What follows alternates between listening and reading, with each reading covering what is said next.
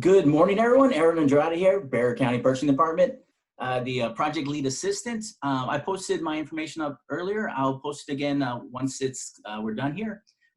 So we're going to cover, like you said, the Bexar County Supplier Portal, how to register. If you're unsure you've already registered, you can send me an email, and then I'll look up your information and verify it. Because the Supplier Portal's been available for about 10 years now. So sometimes some people forget, they have someone else registered for them. So just, if you're unsure, feel free to send me an email. And then after this, I'll go ahead and look into it and see if you already have an account set up. All right, so let's get started. Okay, so what we have right here is just open up an internet web browser.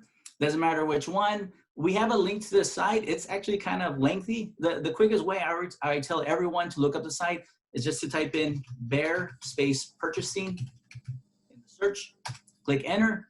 Usually the first item that pops up, purchasing and procurement. So we're gonna go ahead and click on that. And then right here, here's our purchasing procurement website. We're gonna scroll down a little bit and we wanna go to purchasing portal and vendor registration. And then it's gonna supplier portal vendor registration. We're gonna click on that link one more time right here. And here we are. So of course, if you've already registered before, you can click login. If you've forgotten your username, you can click here. It'll ask for your email address and they'll get emailed to you. What we're gonna do right now is we're just gonna go ahead and start registration. What I recommend people do also is open up a second window and then open it up to this site, to the supplier portal. I'll get to that in a minute. When we go to commodity codes, it's gonna come in handy. All right, so let's go ahead and get started. Let's go ahead and click on register.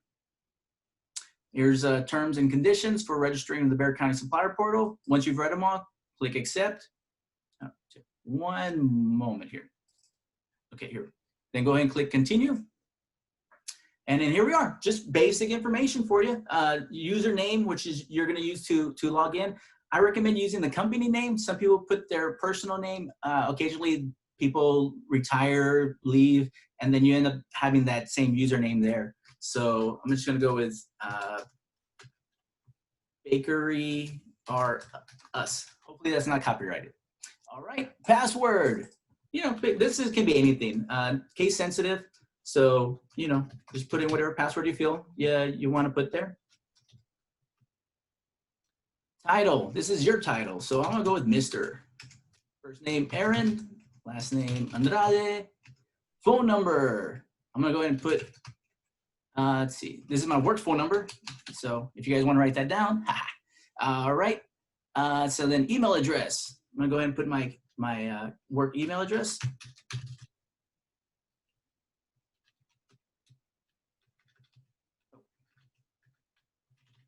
There we go.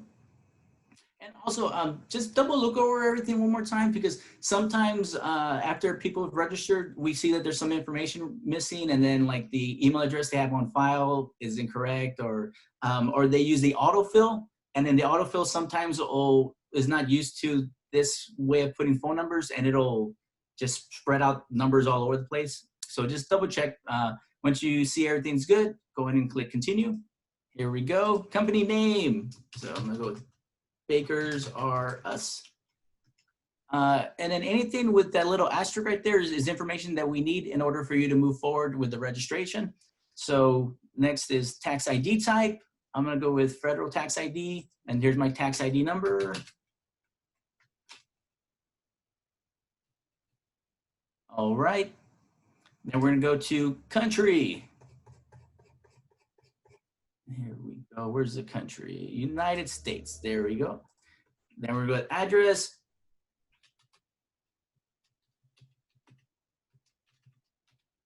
Okay. City.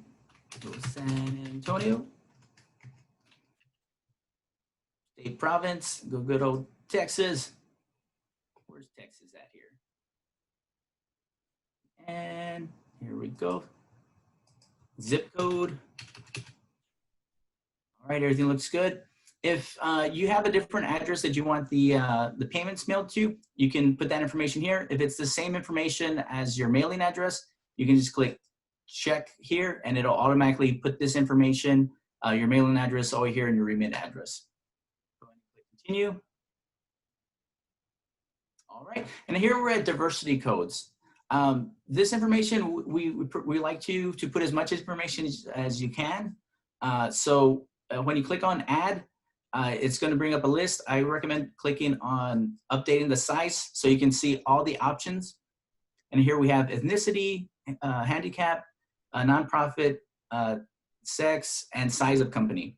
So we would like for you to put one piece of information from each section. So an ethnicity, handicap. If you're a nonprofit, then all you have to do is select nonprofit. So I'm going to go with select Hispanic, handicap, male,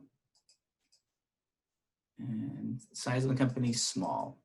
All right. Once you've selected your diversity codes, go ahead and click attach to supplier. All right. Everything looks good. Go ahead and go to continue. Right here, questions about your company. Does your company maintain a physical presence in Bexar County? If it does, select yes. If not, no. If you have a W-9 form, which is going to ask for it down here, it usually has your address and it'll say, what your address is, San Antonio, Texas. So you don't really have to attach anything here to show that you have physical presence in Bexar County. If your tax ID shows San Antonio, Texas.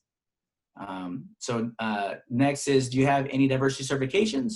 If you do, select yes, and then you can attach them here. Just click browse, select from your folder, and attach.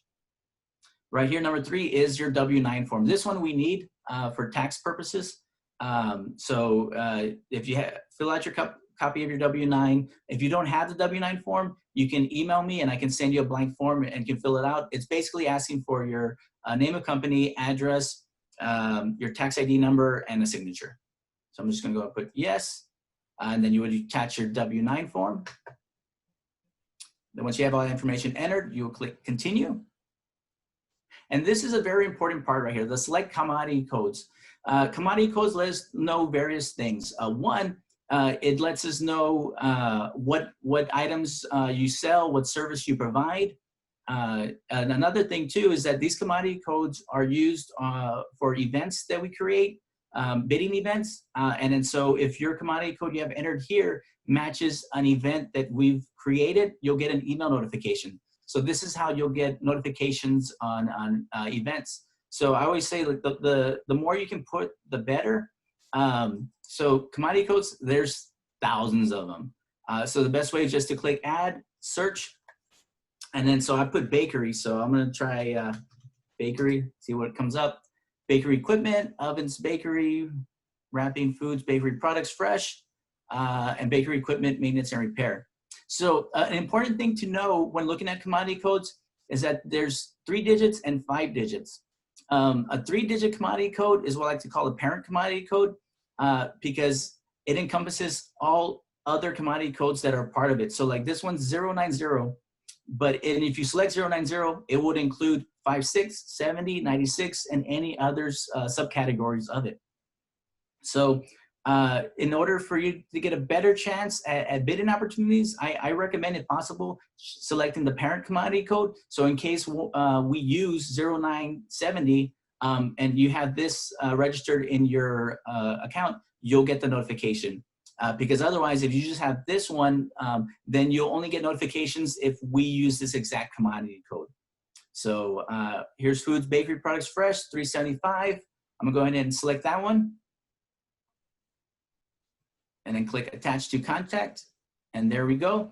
Okay, now at the beginning, I told you to create another window to the supplier portal. This is why it's for the commodity codes. So I'm gonna click on, this is my extra window that I opened up. So here's a cool little feature or trick that you can do to kind of figure out what commodity codes we do use for events upcoming, so that way you can know to add them to your profile. So right here, we're at the starting page for the supplier portal. I'm gonna go to search events. And then right here are past events that we've had dating back for almost a decade. So if we've had an event for it, it's stored here, and then you can just do a search. So I'm just gonna do a search for, let's see, utensils. Oh, that's not how you spell utensils. Give me one moment, please. There we go. And then look, 2 items pop up, commercial equipment, restaurant supplies. So I'm looking at our past history and I want to see what commodity code they use so I can make sure I have it in case they end up using the same event or something similar to it again. So I'm going to go and click on commercial equipment. And then I'm going to go to lines. And then right here, commodity code. So these are all the commodity codes they use for commercial equipment. So if I was interested in seeing those bid opportunities, I would get these ones and then I would add them to my own account. So that way, if the event goes out again, I know I'll get a better chance of getting an event notification for it. So that's a nice little trick when you're looking to add commodity codes, because I know that's a big question a lot of people have. What commodity codes do I use? Things like that. So this is just a nice little helpful hint to go look through our old records and see what we've used before and just make sure you have them. Okay, let me go back to our registration. So I have the commodity code I want. It looks good. Like I said, the more you can add, the better. So just, take your time. You can use different words to search. So I'm gonna go ahead and click continue. And then right here's proxy notification. This is so when you first registered at the beginning, you put your email address. So you're gonna get notifications. Right here is in case you want someone else that you work with to get the notifications as well.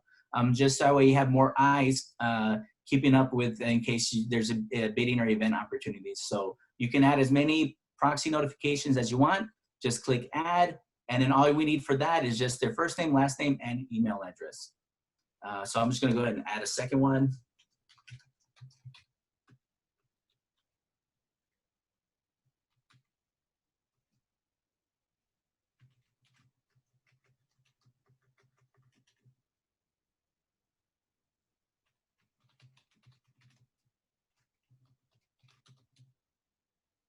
Okay, receive email notifications, click continue. And there you go. Now you have another person that's going to receive the email notifications as well as yourself. Okay, everything looks good here. I'm going to go ahead and click continue. And there you go. Congratulations, your account has been set up. You will now receive email notifications of events related to commodity codes for which you're registered. You can respond to those events through this account. So once you've done this, what we do on our side, myself and Carmen Leos, is we'll review your registration. And in case, sometimes some people might attach a wrong W-9 form or they're missing some information, we'll contact you and we'll just ask for some clarification, but that's basically how you register for an account with the Bexar County Supplier Portal. Not too bad. Like I said, the main thing that you want to make sure you have is commodity codes, and you want to make sure you have your W-9 form. Those are the 2 main things we need when you register an account.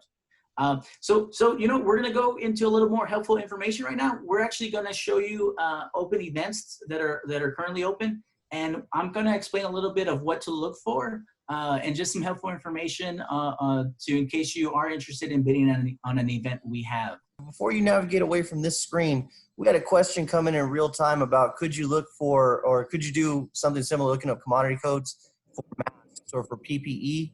I know that's a flashpoint right now. Are you able? Oh, yes.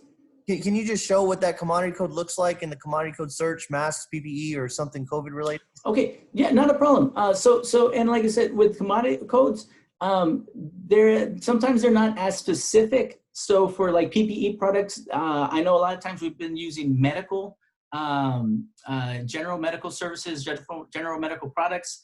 There is actually one for hand sanitizer. So you know what, let me go ahead and go to update account information.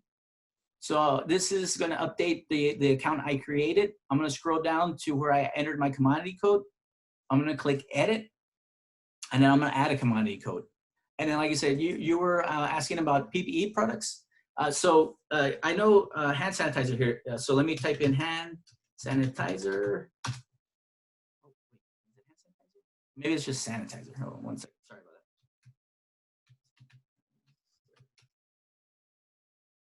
that. Oh, here we go. Sanitizer liquid.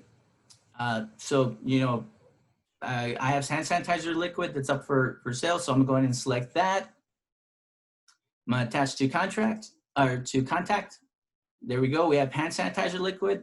I'm going to go ahead and do another search. And like I said, you can do broader. So we can just go medical. And then there's, like I said, there's a lot of options here. So let me see, where's a good one?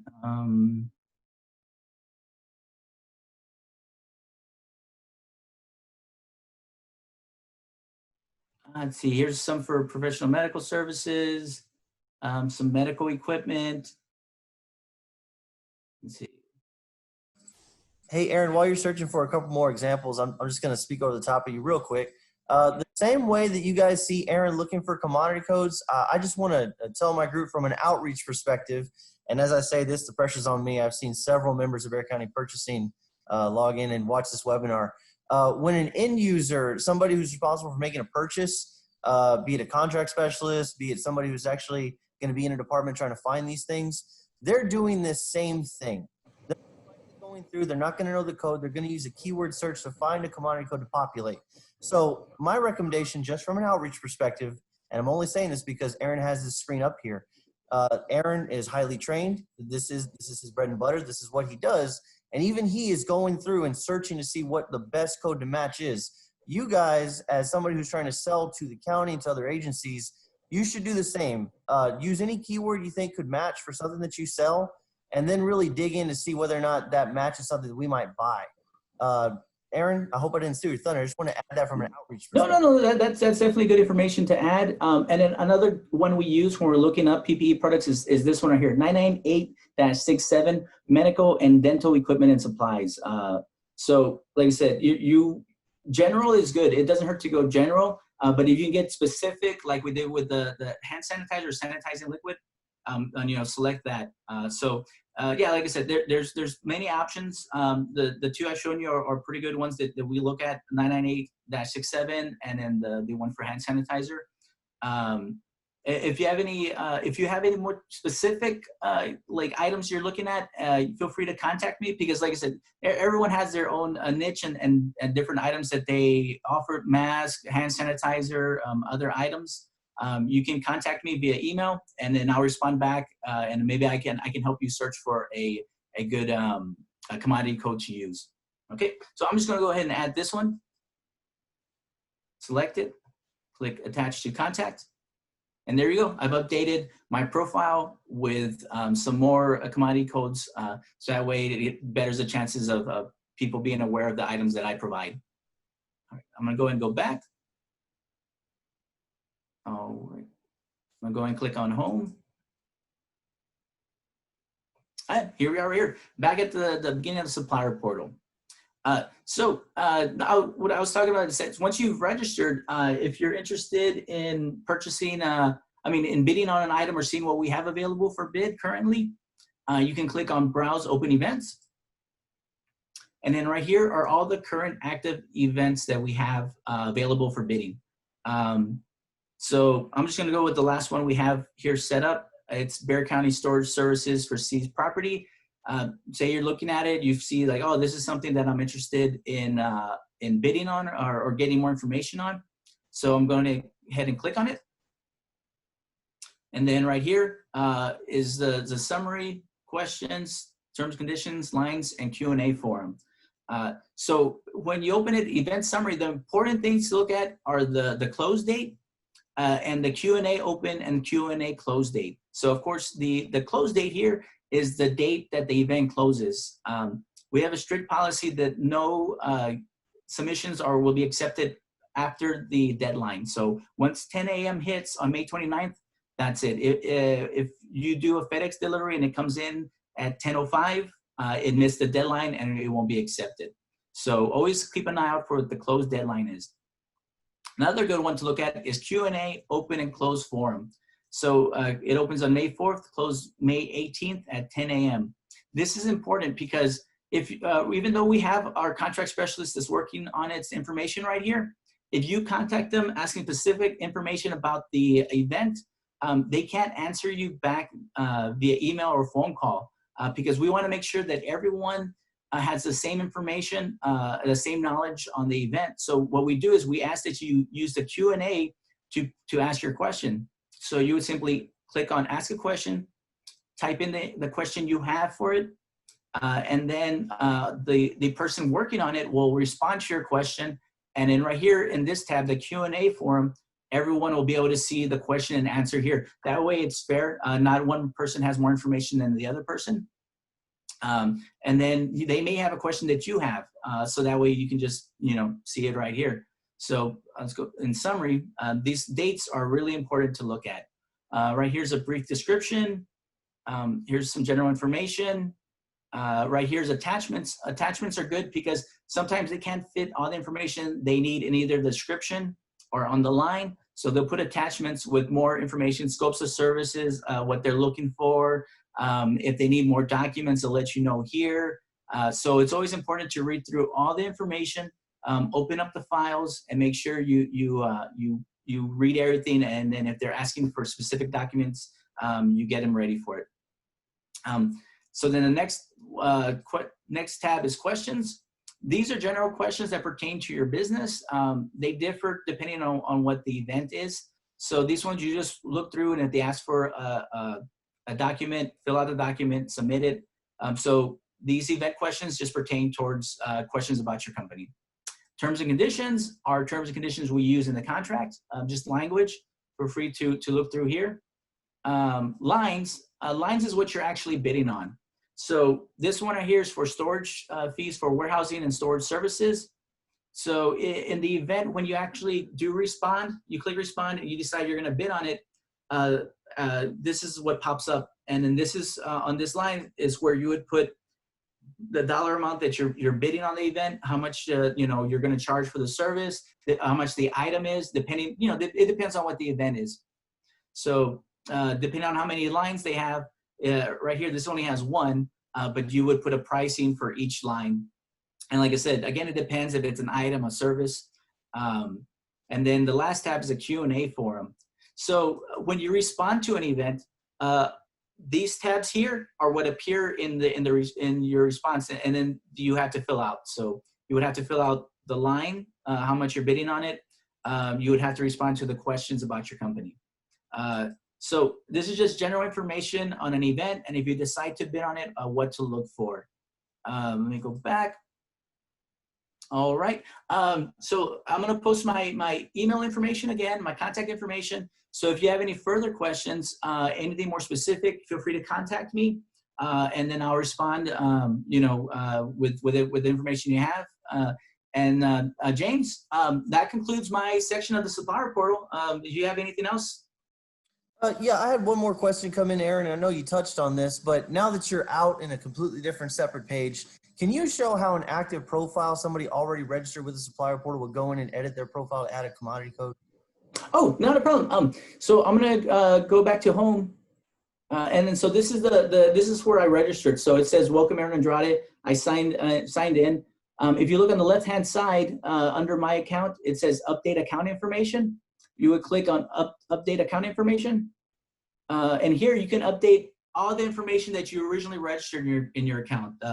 In case someone else takes it over, you can change the name, the password, the email address, and then if you scroll all the way down, you can update other information, diversity codes, commodity codes, your proxies.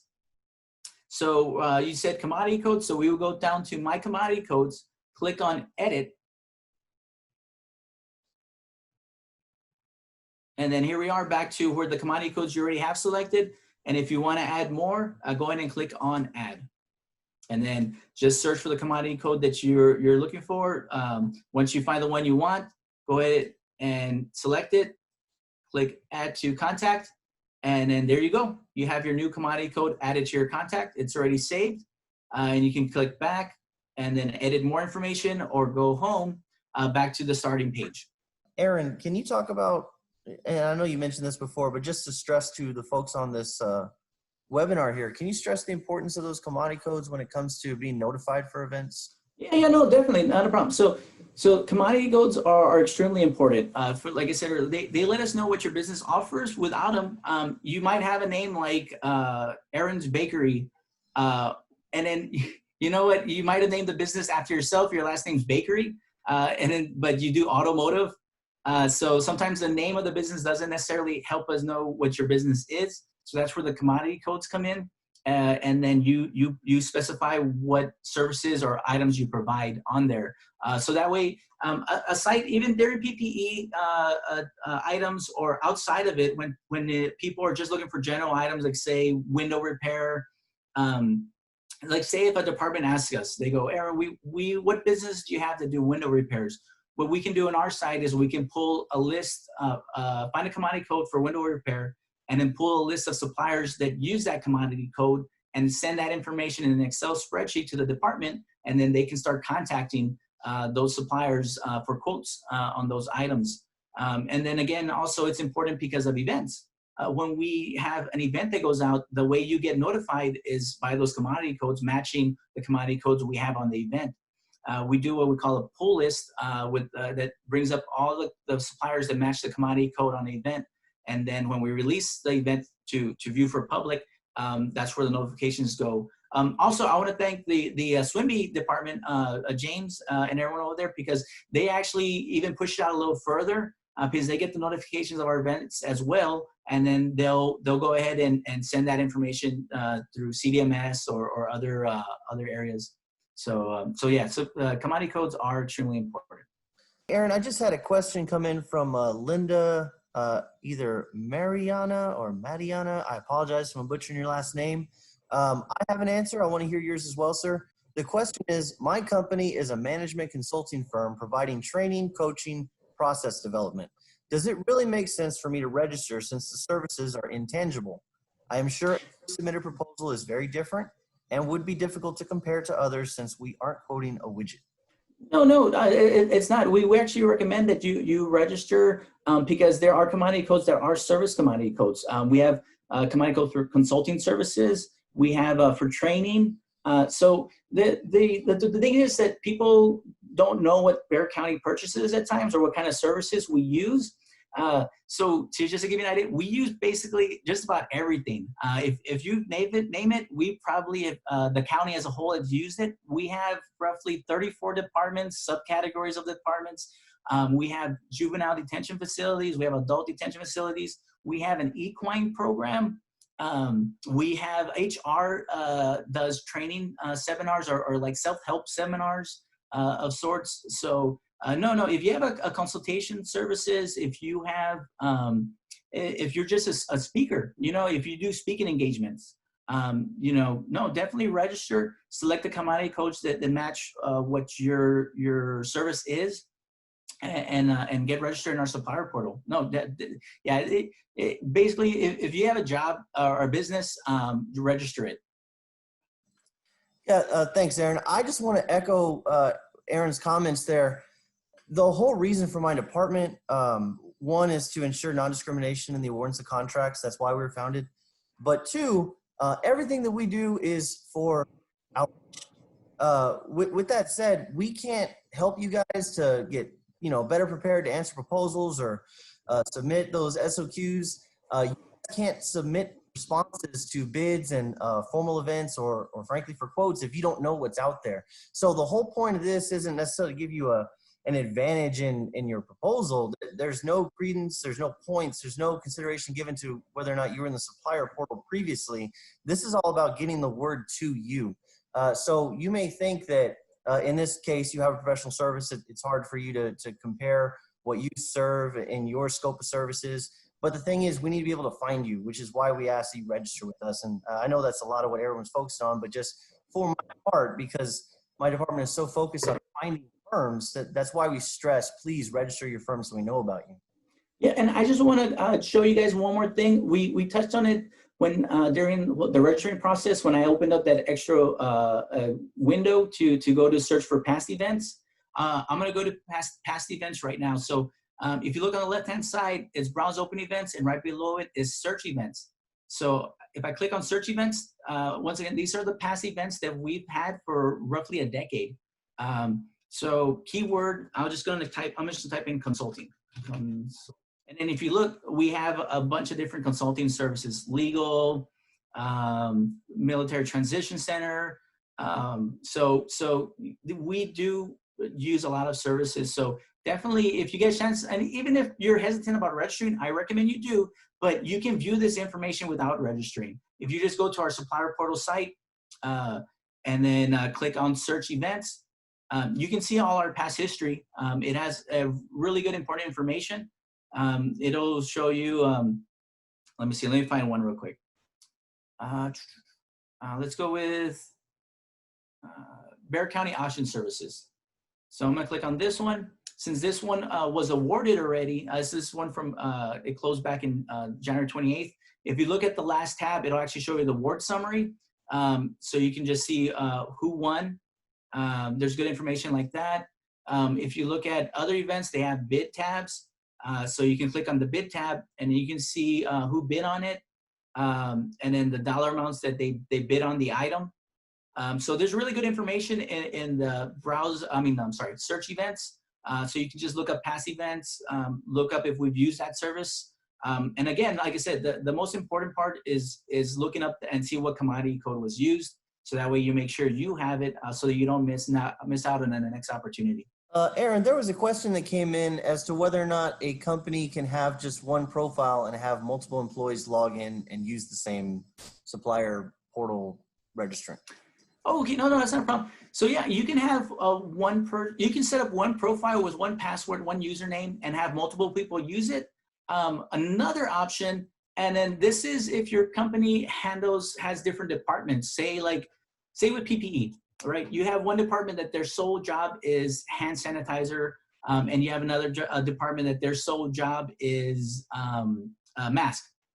Same company, but they cover different areas, and you only want to receive information on that specific item or service. So you can go, sorry, let me just start back at the beginning right here. You can go to Home, go to Update Account Information. And if you don't feel like sharing the password and username with the other people in the department, and you want to divide it up a little bit more, if you go to Update Information, scroll all the way to the bottom, you can add additional contacts. And when you do that, it actually sets up a separate profile for them under the same company. So they can have their own username and their own password. The only thing is that when you do this, you would set up your own commodity codes for that new profile that's added to it. So that way you can separate, like say if you only want this department to get these notifications, you can just put those commodity codes there. So yeah, you can share it or you can update it and add another contact. Okay, I saw a question come in asking about a very specific type of service or commodity that would be sold. I'm going to ask that for those really specific instances, like in posters that were brought up in the chat, email Aaron or myself, aaron.andrade@bear.org or james.massey@bear.org, and we can walk you through how to find specific commodity codes that apply to you. Otherwise, again, Aaron showed a walkthrough on how to find keyword searches. We can help you out with additional detail. Just we ask you please email us and we will follow up with you. Aaron, I think you addressed everything I saw coming through here. So if you're good yielding the floor, sir, I will take over. No, definitely. All yours. And like he said, I posted my confirmation, my contact information. If you're free to email me, I'll get to you. I'll answer your questions. So yeah, thanks, James. Good luck.